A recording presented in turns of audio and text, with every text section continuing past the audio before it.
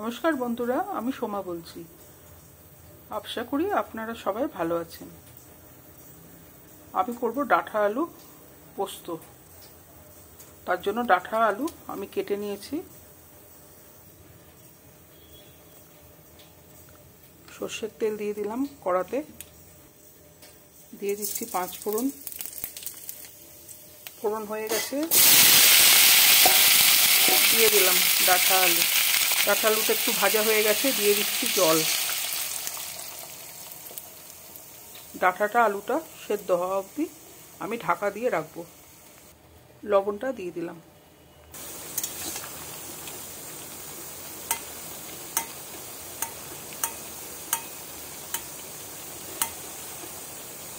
আলুটা সেদ্ধ হয়ে গেছে, ডাঁটাও সেদ্ধ হয়ে গেছে। এবার আমি পোস্ত বাটাটা দিয়ে দেব। পোস্ত লঙ্কা আমার একসঙ্গে বাটা আছে, আমি এটা দিয়ে দিচ্ছি।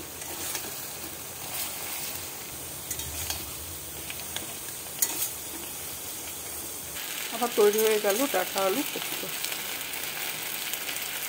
রেসিপিটা ভালো লাগলে আমার সাথে থাকার জন্য অনুরোধ জানাচ্ছি। নমস্কার।